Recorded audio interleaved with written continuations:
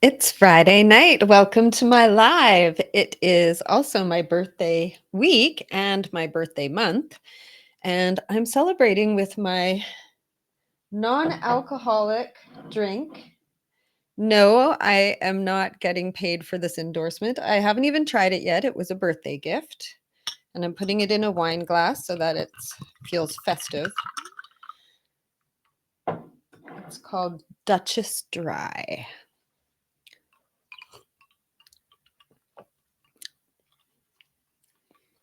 A little sour.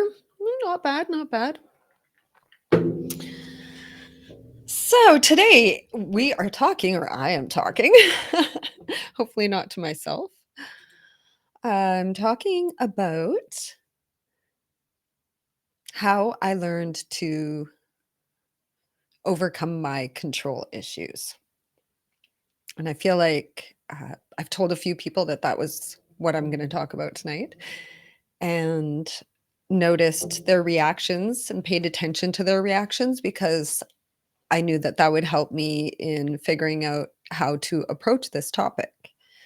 Because for me, as someone who has succeeded in, for the most part, overcoming my control issues, it's hard for me to get back into that headspace to recall how I felt before, but I'm going to try to do that for you tonight.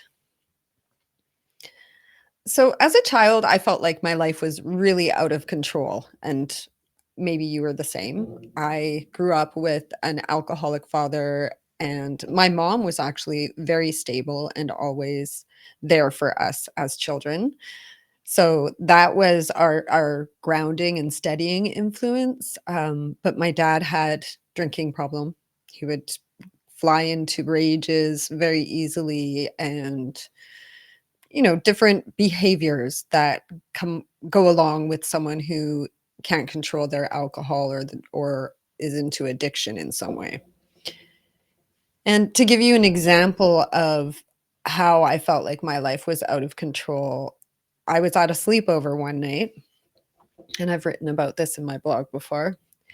And I think I must have been in about grade 3. So what is that? 6, 7, 8, maybe 8 or 9 years old. And I was at a sleepover at a friend's house. And I woke up in the middle of the night out of a nightmare. I dreamt that my dad had fallen asleep on the couch smoking, and a fire had started, and my house, my home where my mom, dad, and 2 brothers were sleeping was on fire. And the dream was really very real. And I'm not sure if it's happened to you before, but I've had dreams come true.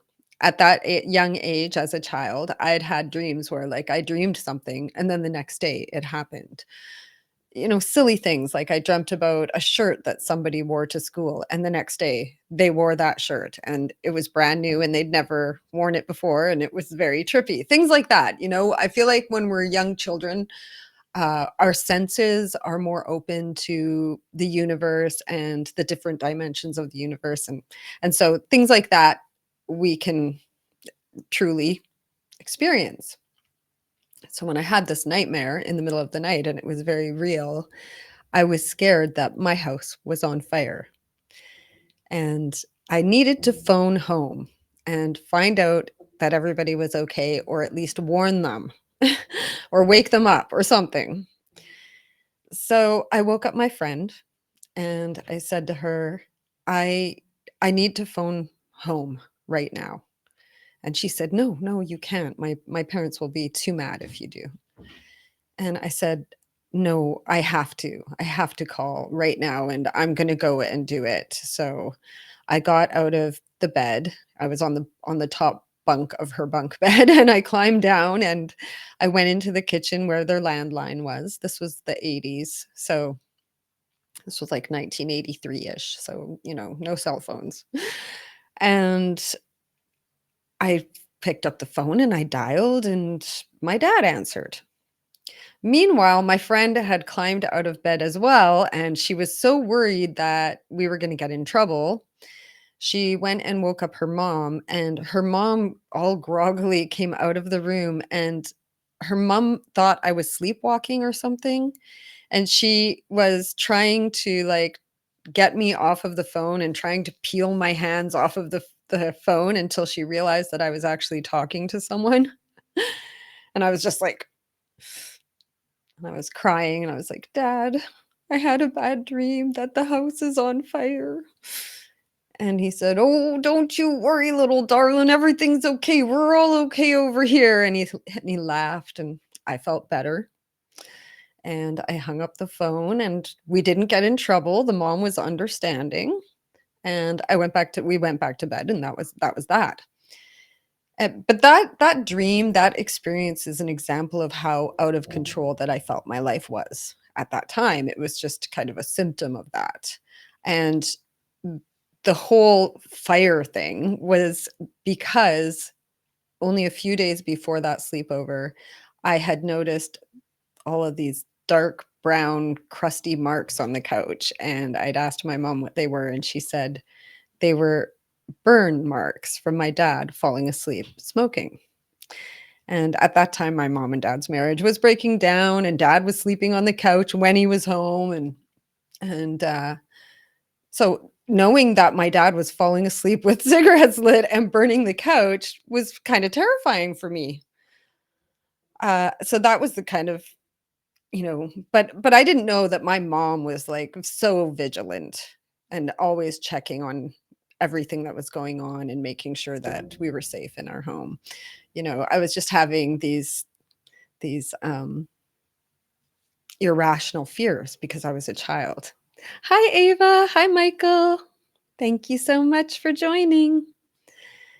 And I think that there are a lot of us who had really, you know, difficult childhoods where we felt like our lives were out of control. And I had a mother who needed to control everything because she'd had a childhood that was out of control. And so it was a generational thing, and it was what I learned, and just controlling everything around me became my way of being.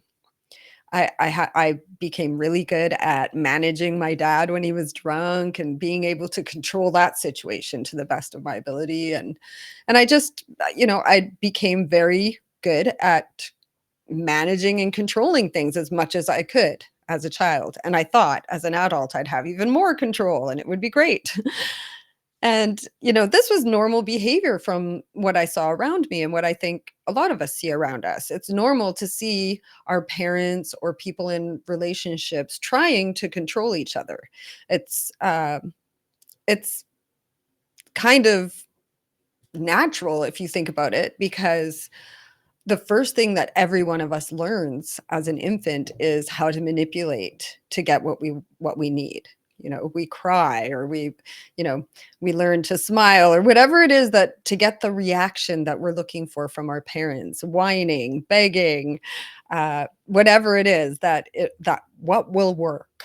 And then as we get older, we have this kind of messaging from the people in our lives as well. Like, I remember, even as a young adult, when I was first in a live-in relationship with a man, and I was complaining to my mom about how he just left his clothes all over the house, and she was like, "Well, you need to train them."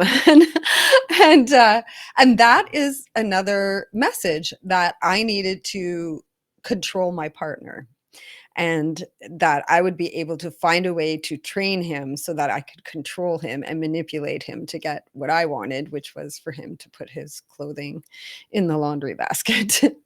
So, controlling people, controlling the situations in our lives, I feel like a lot of that comes from trauma, difficult childhoods, different experiences in our lives where we felt like everything was really out of our control, and so then, to compensate and as a defense mechanism, we learn to try and control everything. So if you're one of those people like I was, who wants to control everything and really has a hard time not trying to control everything, I was there and I've changed. So it is possible.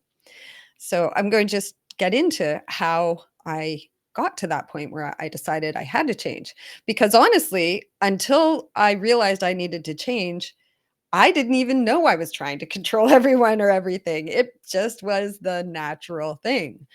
It's just what I did.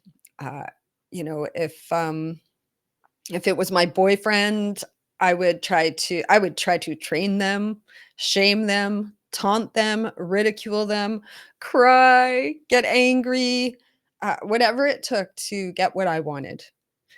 And, as a mother even, I would try yelling, then I would try punishing, then I would try shaming. Like, I mean, this is how my parents did it, and I thought that they were great parents, and I this was how I was gonna do it. And it was just because I'm the parent and I have to control my child, and I'm in this relationship, and so I own my partner, therefore, I should be able to control them. So, all these very unhealthy beliefs that were backing my control issues. Now, I can give you all the excuses of why, it's natural for people to be master manipulators, why I became controlling, the hardships that I went through, the trauma, the difficulties, and the why I'm like this. And for I think a lot of people, um, that's as far as we get when we examine our control issues is we just give up on even trying to be different because we're like, well, this is just the way I am because of the trauma or the difficulties or the challenges that I faced in my life. And it's pretty like expected.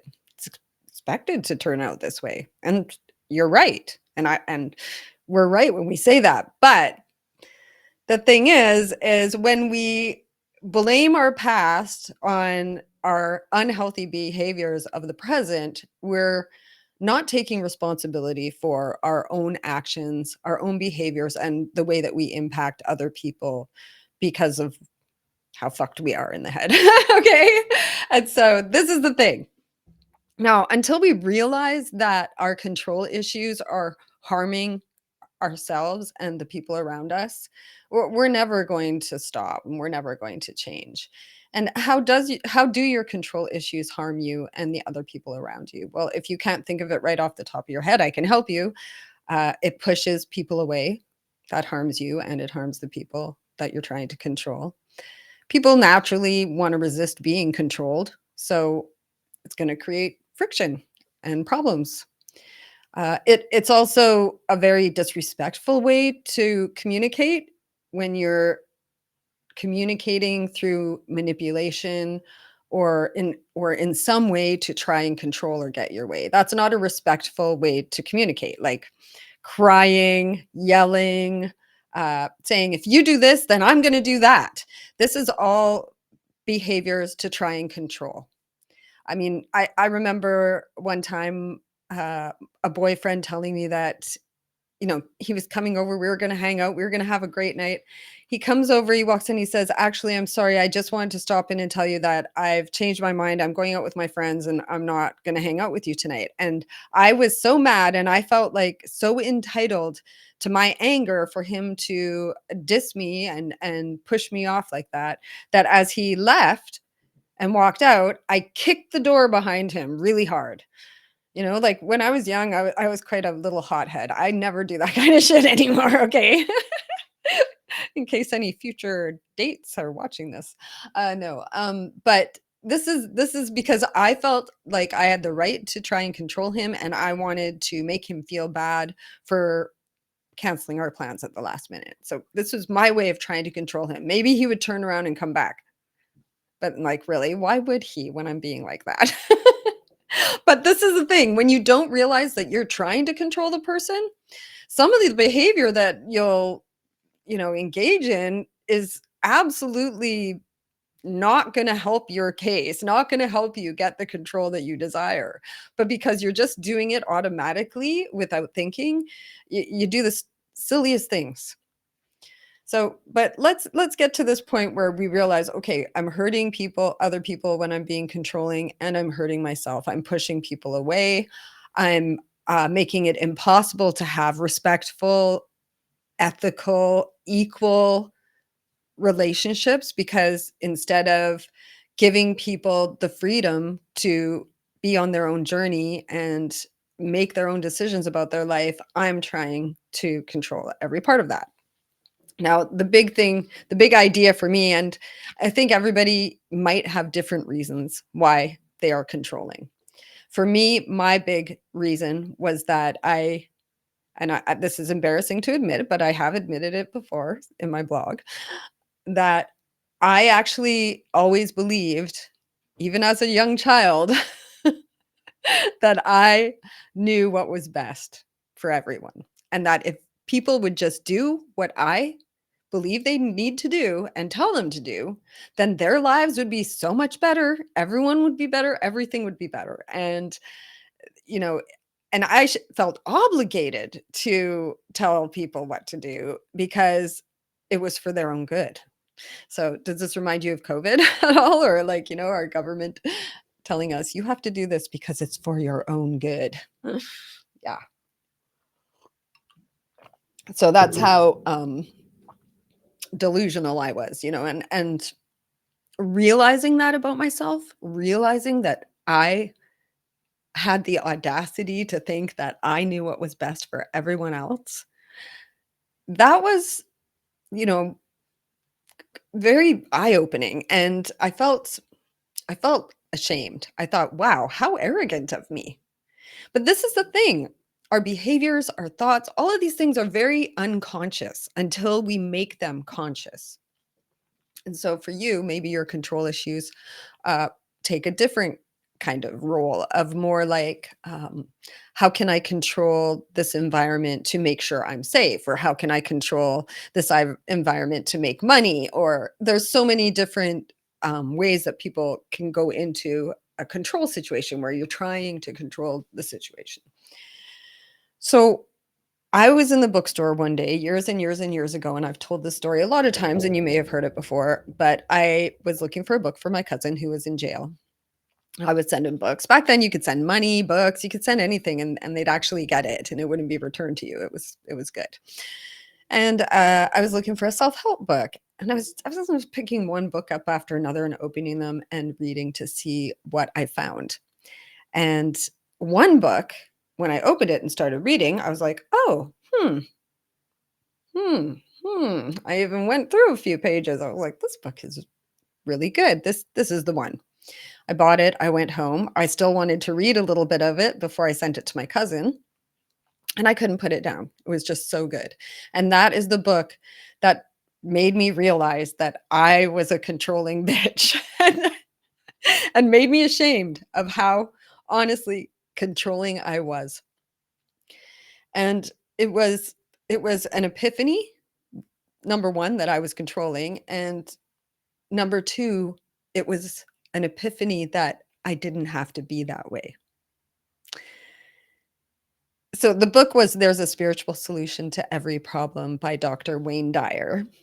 And in the book, he said that we need to let go of our desire to control others, and that we need to treat people with respect and unconditional love no matter what they do.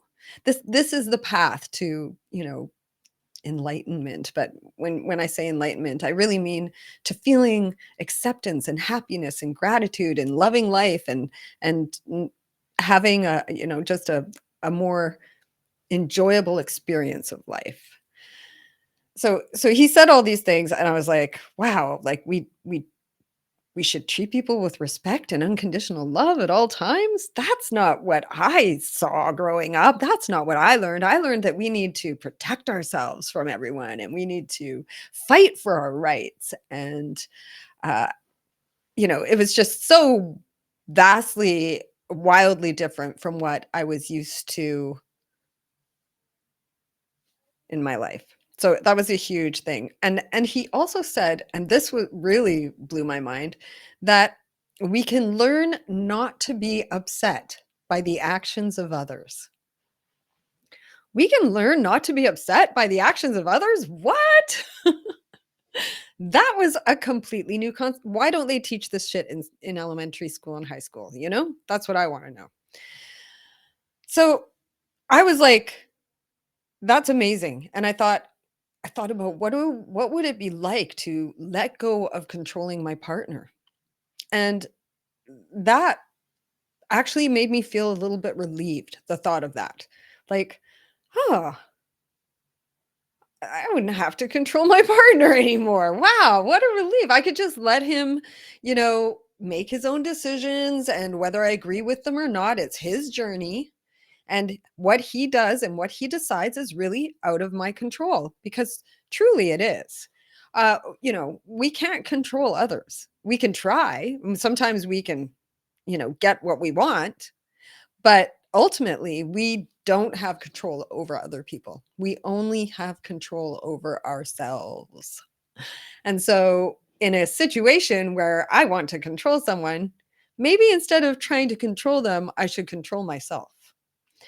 So this is where my head was. I was like, "Wow." And then I was like, "Oh, okay, what about my children? Like we have to control our children, don't we? Isn't that what good parenting is all about?"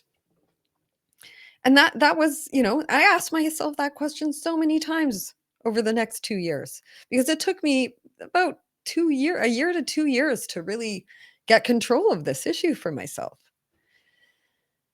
And,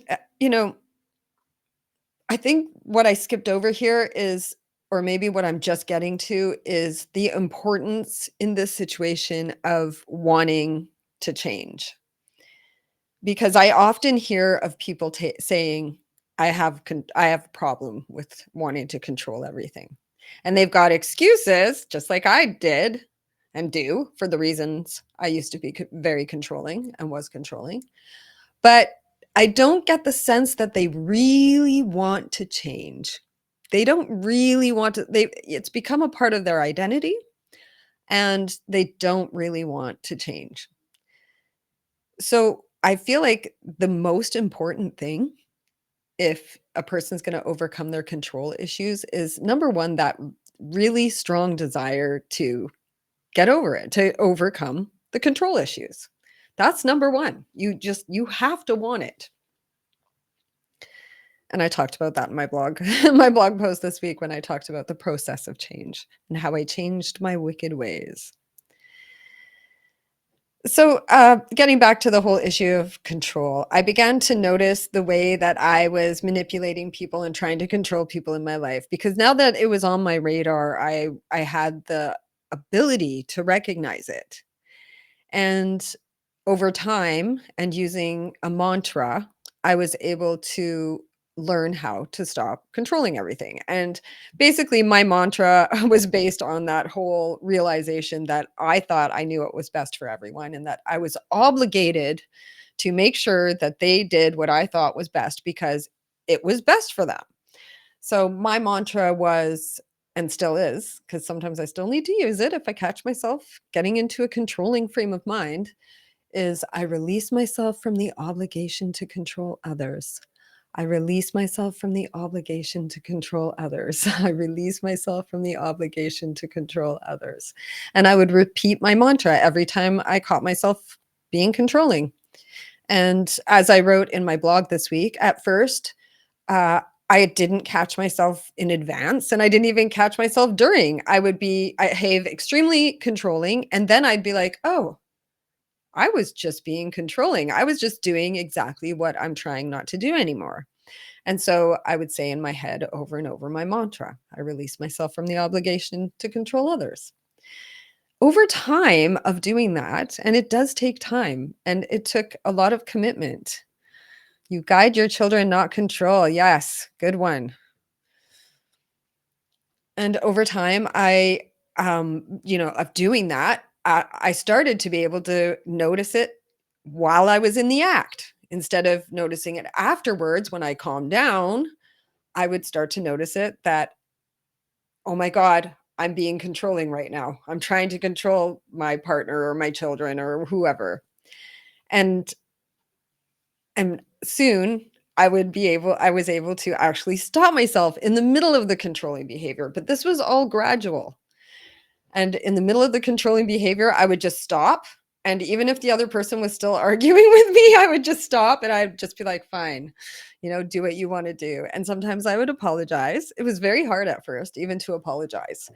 Uh, And with my children, I would stop and I'd be like, "Okay, now, is this something I have to insist on as a parent to be a good parent?" And if it wasn't, I would say yes to whatever it was instead of fighting them. I would just let them have it. And I cannot tell you what the power, the liberation there is in saying yes and just letting, people have what they want. If it's not that big a deal, if it's not that big a deal, then why not, you know? And a lot of those things were just things like my kids wanted to be creative. My son wanted to take an entire thing of scotch tape like this and take pieces off and stretch them all over like parts of the house and make like, spider webs out of them and stuff like that. And the me before that would have said, no, mom doesn't want to clean up that mess. And no, go play with your Legos or something. Don't mind me. I'm just having a hot flash. But after I stopped my control behavior, I started to realize I was being so controlling. I started to think, what's the big deal? And then he made these incredible like tape designs around the house. And I just became a lot more relaxed about a lot of the things that my children did. And it was so good for them and it was good for me and it cut down on a lot of our fights. It was great. And then as time went by, I started to actually notice when I was about to become controlling with my partner, my kids, or my friend who was dating someone who I thought they shouldn't date, or, whatever the situation was, the cashier that wasn't going fast enough, or the person driving in front of me that's, doesn't know how to drive, and everything else like that. Like I started to notice when I was about to become controlling, oops, honk, or getting mad at someone or trying to suggest that they do it my way or whatever. Once I started to be able to catch myself in advance, and that was another gradual aspect of learning how to control myself, then I would stop myself in advance. And even then sometimes it was hard. At first it was really hard and it got easier and easier and easier. And in every single case, in the case where I caught myself after, during, or before, I would repeat my mantra. I release myself from the obligation to control others. And so this became my mantra. And over a period of about 1 to 2 years, I literally gained control of my own desire to control everyone. It was incredible. And how I knew that I had become successful is that I went longer and longer periods where I didn't have to repeat my mantra because I didn't catch myself doing the controlling behaviors.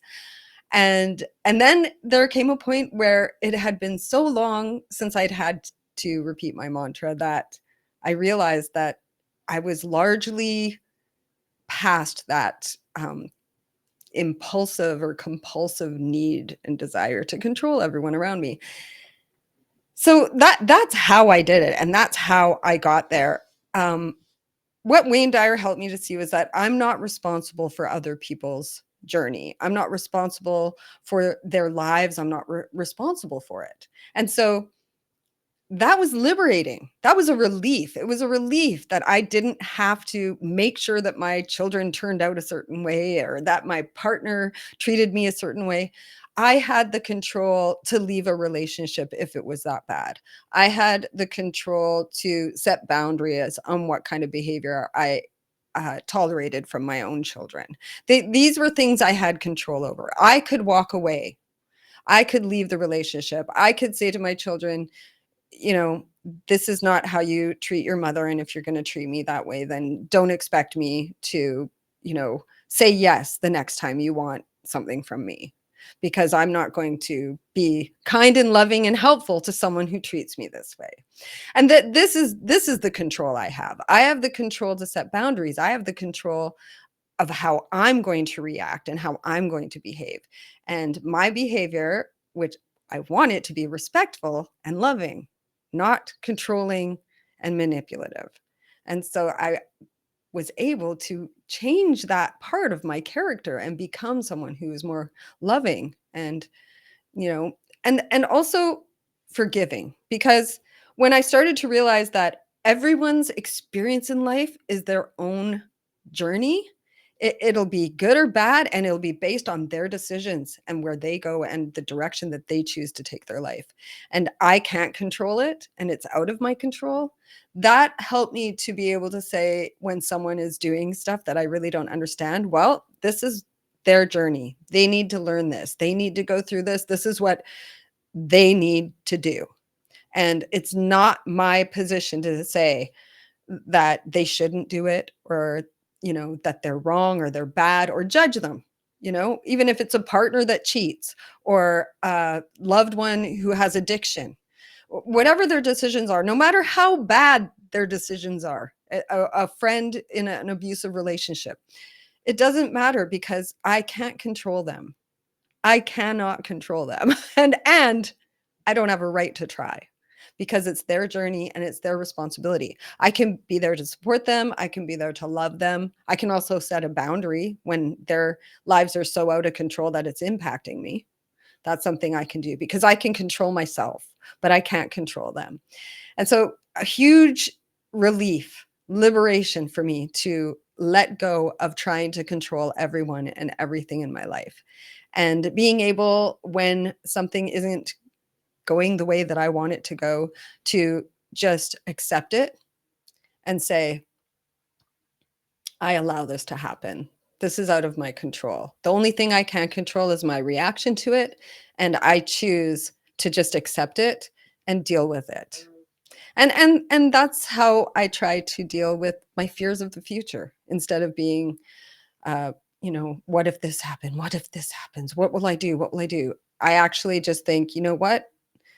If it happens, when it happens, then I'll deal with it. And just let go of trying to control my future, you know?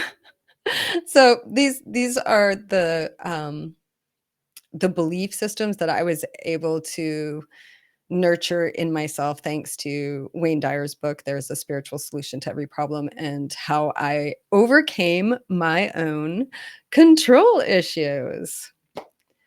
And, I'm just going over a little bit here of the half hour, but I'm going to quickly wrap up. I want to say that for a long time, I was really deeply ashamed of my toxic behaviors that I had engaged in before I learned to control my need and desire to control everyone. And it was hard once I recognized how abusive I was, really, because manipulation is abuse. And we don't realize that, we're not taught that, and we don't think we're being abusive. But when we come out of that and we grow out of that, we begin to realize that, yeah, actually we were being abusive when we were trying to control the people in our lives. It is a form of abuse because it's manipulation. So yeah, I felt really ashamed for a long time, like trying to get over the memories of the behaviors that I've engaged in. And I've been a real bitch. I've done some really ignorant things in my life, because I think I was around 35, maybe 34, 35, around there when I read that book by Wayne Dyer. And so it was probably around 36, 37, 38-ish when I really started to um, accept everything more readily and not try to control everything. And so I had I had decades of abusing the people that I loved with my control tactics. So yeah, I did feel very ashamed of it for a while, but I was able to forgive myself and realize that I was doing the best that I could with the tools that I had at the time. And that is the truth about all of us at all times. We are doing the best that we can with the tools that we have. And that's part of the reason why I'm trying to share these tools that I've learned on my live streams, so that if you don't have this particular tool, like learning how to control your control issues, perhaps this is now you do. And now you can also become liberated like I have. And I've forgiven myself for my past behaviors. And now I can even kind of laugh at myself about, and it's just even hard to believe that that was me. But it really was me. And so if I can go from being, that kind of person to the non-controlling, kind of accepting, easygoing, unconditionally loving goddess that I am today, then you can do it too. Let's see if there's anything else here I wanna say. I always write out some notes. Yeah, I think I've said it all. You can only control yourself. We can only control ourselves. We can't control others. Therefore, it's time to let go. It's time to let go of trying to control others and accept that they're on their own journeys and just be there and wish them luck and love them and set boundaries when we need to. That's really where our control lies, is in controlling our own thoughts, which control our actions and our reactions, and controlling our own behavior. And I hope that what I shared with you today has been valuable. And I love you. And thank you for sharing my birthday month and my birthday week with me. Have a great weekend.